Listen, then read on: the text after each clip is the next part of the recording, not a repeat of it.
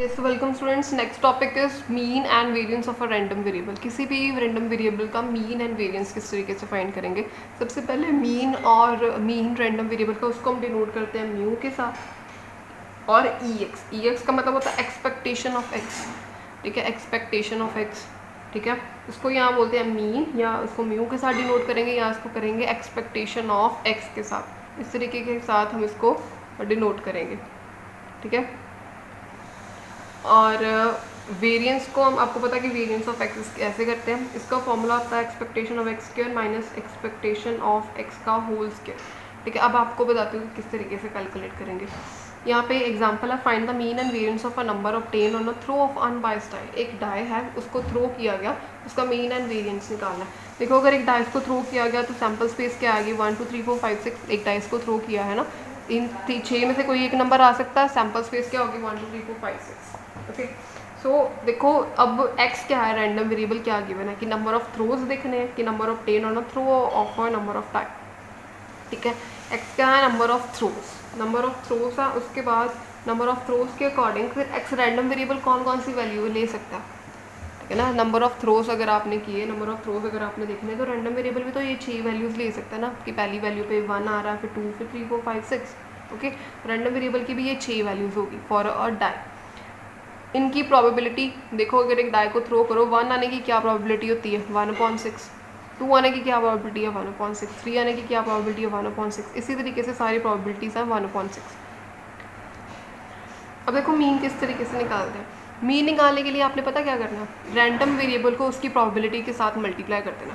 यानी कि क्या होता है कि x1 p1 plus x2 p2 plus x3 p3 plus x4 p4। यानी कि ये क्या किया मैंने, x1 इसको ले लो, x2 x3 x4 x5 x6 ऐसे नहीं, p1 p2 p3 ये ऐसे है टू सो ऑन प्रोबेबिलिटीज़। तो यानी कि आपने क्या करना है, सिंपल इसको इसके साथ मल्टीप्लाई कर देना। 1 मल्टीप्लाई बाय 1/6 मतलब रैंडम वेरिएबल उसकी प्रोबेबिलिटी के साथ मल्टीप्लाई, ऐड 2 रैंडम वेरिएबल उसकी प्रोबेबिलिटी के साथ मल्टीप्लाई, ये। और फिर इसी तरीके से बाकी सारे की भी आपने प्रोबेबिलिटी इसी तरीके से निकालनी। इसको आपने कैलकुलेट करना and you will get the EX expectation of x और वैल्यू ऑफ दी मीन। ये इस तरीके से आपका मीन आ जाएगा। वेरिएंस का फॉर्मूला होता है expectation of x square minus expectation of x का होल स्क्वायर। देखो, इसको आप कैलकुलेट करोगे, इसका आंसर आएगा यहाँ पे 21/6। ठीक है, इसका आंसर है 21/6। ओके, सो देखो एक्सपेक्टेशन ऑफ एक्स स्क्वायर कैसे निकालोगे, ये एक्स गिवन है। देखो, अगर यहाँ पे मैं कहूँ कि एक्स स्क्वायर मुझे निकालना, आप क्या करोगे, सिंपली रैंडम वेरिएबल की वैल्यूज़ को स्क्वायर, उसका स्क्वायर कर दो। तो 1 का स्क्वायर 1, 2 का स्क्वायर 4, 3 का स्क्वायर 9, 4 का स्क्वायर 16, 5 का स्क्वायर 25 और इसका स्क्वायर 36। ठीक है, अब आपने जो ये किया था ना x1 को p1 के साथ मल्टीप्लाई, अब यहाँ पे एक्स स्क्वायर निकालने के लिए, एक्सपेक्टेशन ऑफ एक्स स्क्वायर निकालने के लिए आप क्या करोगे, x1 के स्क्वायर को प्रोबेबिलिटी के साथ मल्टीप्लाई करोगे। यहाँ पे x2 के स्क्वायर को प्रोबेबिलिटी के साथ मल्टीप्लाई होगा। ठीक है ना, इस तरीके से। तो देखो, अब इसको इसके साथ करना है, स्क्वायर वाली टर्म्स को। Now 1 multiply by 1/6, 4 multiply by 1/6, फिर अब 9 multiply by 1/6 plus 16 multiply by 1/6 plus 25 multiply by 1/6 plus 36 multiply by 1/6। ये आ जाएगी आपके पास वैल्यू। इसको आप कैलकुलेट करोगे, it will be equal to 91/6।